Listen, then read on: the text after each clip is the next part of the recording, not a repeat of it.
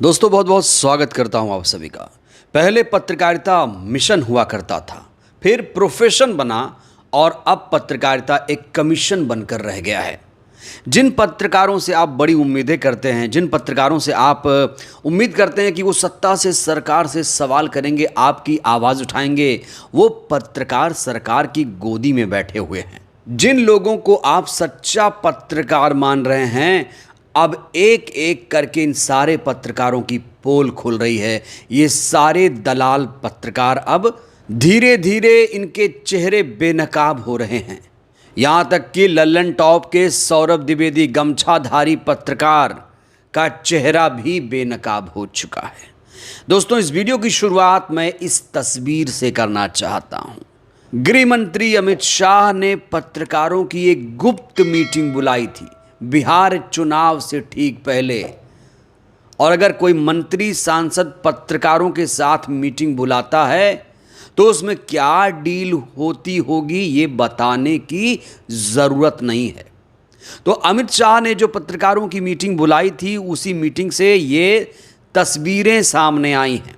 बहुत सारे पत्रकारों का चेहरा दोस्तों आज बेनकाब हो गया है। सबसे पहले आप लल्लन टॉप के गमछाधारी पत्रकार को देखिए। आप अमित शाह कुर्सी पर बैठे हुए हैं, सामने मेज़ पर प्लेटें लगी हुई हैं, लिफाफे पड़े हुए हैं और सौरभ द्विवेदी का यहाँ बॉडी लैंग्वेज दोस्तों देखिए आप। अमित शाह के सामने है तो इनका जो रीढ़ है वो झुका हुआ नज़र आ रहा है, इनका कंधा यहाँ पर झुका हुआ नज़र आ रहा है, इनकी पीठ झुकी हुई नज़र आ रही है। ऐसे लगता है जैसे अमित शाह से ये बैठने की इजाज़त मांग रहे हों, कुर्सी पर बैठने ही वाले हैं। तो ये पत्रकारों के साथ सरकार ने डिनर का आयोजन किया और इस डिनर में क्या डील हुई होगी दोस्तों आप समझ सकते हैं, क्योंकि बिहार चुनाव से ठीक पहले यही पत्रकार अब जाएंगे, आपके आसपास माहौल बनाएंगे, चुनावी यात्रा निकलेगी और बताया जाएगा कि अब की बार 300 पार 200 पार, इस तरह की स्टोरी चलाई जाएगी। बेरोज़गारी, महंगाई, गरीबी, भ्रष्टाचार पर सवाल नहीं पूछे जाएंगे, क्योंकि ये जो पत्रकार हैं सत्ता की चाटुकारिता में व्यस्त हैं और अब इनके चेहरे बेनकाब हो चुके हैं, इनकी पूरी पोल पट्टी खुल चुकी है। अगर आप ये सोच रहे हैं कि सिर्फ सौरभ द्विवेदी ही इसमें थे तो आप गलत हैं दोस्तों। इसमें सुधीर चौधरी भी शामिल थे। वो सुधीर चौधरी जो अब दूरदर्शन में काम कर रहे हैं। सुधीर चौधरी अब एक सरकारी पत्रकार बन चुका है, ये कहने की ज़रूरत नहीं है। सुधीर चौधरी डिकोड नाम का एक कार्यक्रम करता है। ये बेरोज़गारी, महंगाई, गरीबी पर कितना डिकोड करता होगा ये सब आप लोग जानते हैं और इसीलिए टीवी मीडिया से लोगों ने दूरी बना ली है। इन्हीं लोगों की वजह से टीवी मीडिया का पूरी दुनिया में जो रैंकिंग है गिर रही है। पत्रकारिता शर्मसार हो रही है रोज़, लोकतंत्र का चौथा स्तंभ सड़ चुका है। और अमीश देवगन भी इस डिनर में शामिल था दोस्तों, बहुत सारे पत्रकार। लेकिन जो तस्वीरें सामने आई हैं वो मैं आपको दिखाना चाहता हूं। देखिए यहाँ पर अमीश देवगन भी बैठा हुआ नज़र आ रहा है पीयूष गोयल के बगल में। यहाँ अमित शाह बैठे हैं, पीयूष गोयल और ये अमीश देवगन बैठा हुआ नज़र आ रहा है। उसके बगल में सुधीर चौधरी भी नज़र आ रहा है। तो इन पत्रकारों से आप क्या उम्मीद करोगे? आपको लगता है ये सत्ता से, सरकार से सवाल करेंगे? ये लोग डिनर कर रहे हैं, नमक खा रहे हैं, सरकार का लिफाफा ले रहे हैं, तो आपको लगता है ये आपके लिए सवाल पूछेंगे और जनता की आवाज़ उठाएंगे? आप इस भ्रम में मत रहो। और जिस सौरभ द्विवेदी को आप लोग हीरो मानते थे वो भी सत्ता के सामने झुक चुके हैं, वो भी अब सरकार के डिनर में शामिल हो रहे हैं। चुनाव से ठीक पहले आखिर क्या डील हुई? दोस्तों, किसी सांसद, मंत्री के डिनर में पत्रकारों का शामिल होना आम बात है, लेकिन ये लोग जिस तरीके से पत्रकारिता कर रहे हैं, इस तस्वीर पर इसलिए भी सवाल खड़े हो रहे हैं क्योंकि इन्हें पहले ही बिका हुआ पत्रकार मान लिया गया है। जनता इनके पत्रकारिता पर भरोसा नहीं करती है, जनता इन्हें देखना छोड़ चुकी है। जनता अब सोशल मीडिया देखना पसंद करती है। अमीश देवगन ने बताइए सरकार से कब आखिरी बार सवाल पूछा था?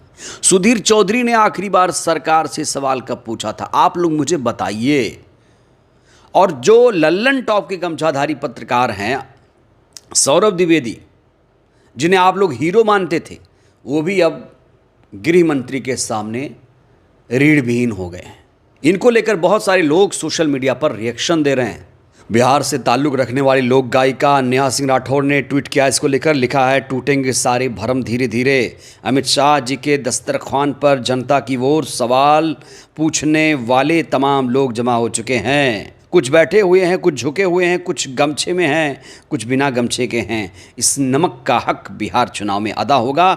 इस तस्वीर को हजार लल्लन तोपों की सलामी। यहाँ पर एक तंज कसा है नेहा सिंह राठौर ने सौरभ द्विवेदी पर।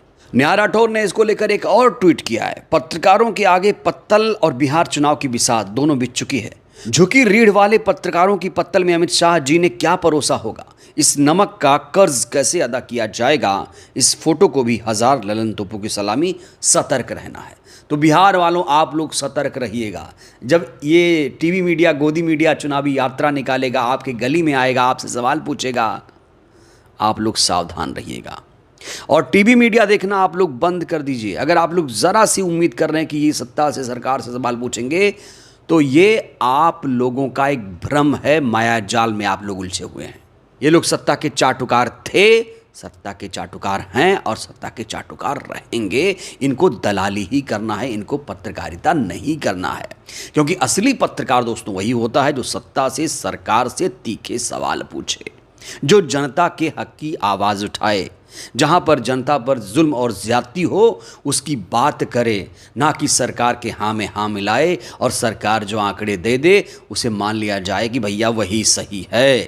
तो इसीलिए टीवी मीडिया के तमाम पत्रकारों को गोदी पत्रकार कहा जाता है। चाहे वो सुधीर चौधरी हो, अर्नव गोस्वामी हो, या फिर अमीश देवगन हो, या नए जो लिस्ट में शामिल हुए हैं सौरभ द्विवेदी, इन्हें भी अब गोदी पत्रकार कहा जाने लगा है। जिस तरीके से इन लोगों ने अमित शाह से गुप्त मीटिंग की है, लिफाफे इनके सामने रखे गए हैं, क्या लगता है, क्या ये सच्ची पत्रकारिता कभी कर पाएंगे? क्या ऐसे पत्रकारों की पत्रकारिता पर आप विश्वास करेंगे? क्या आप अभी भी टीवी मीडिया देख रहे हैं? आप लोग अपनी राय दीजिए। बहुत बहुत धन्यवाद।